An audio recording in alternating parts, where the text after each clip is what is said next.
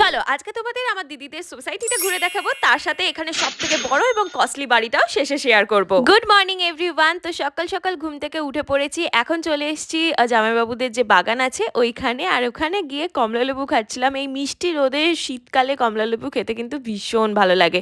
চলো তোমাদের এবার দিদিদের যে সোসাইটি আছে সেটা একটু ঘুরে দেখাই। প্রথমত আমার সোসাইটিটা ভীষণ ভালো লাগে, তার একটাই কারণ এখানে সমস্ত বাড়ি বা ভিলাগুলো খুব সুন্দর দেখতে হয়, একদম কটেজ টাইপের দেখতে হয়, আর তার সাথে কালার কম্বিনেশনটাও কিন্তু ভীষণ সুন্দর হয়। এনারা নিজেরা কালার কাস্টমাইজ করিয়েছিলেন। আর এখানে প্রচুর ফুল গাছ আছে, মানে সবাই মোটামুটি বাড়িতে যারা থাকে ফুল গাছ বসায়, আর ভীষণ ভালো লাগে। এই সাদা বাড়িটা দেখো কত সুন্দর লাগছে। আর এই প্রজেক্টের মধ্যে এই বাড়ির প্যাটার্নটাই হচ্ছে সব থেকে পুরনো প্যাটার্ন, তারপরে তো নানান ধরনের প্যাটার্ন তৈরি হয়েছে এবং তোমরা সেটা দেখতেই পাচ্ছ। আর এই হচ্ছে সেই বিশাল বড় বাড়িটা যেটা ওই সোসাইটির মধ্যে সব থেকে বড় এবং কস্টলি। তো চলো টাটা।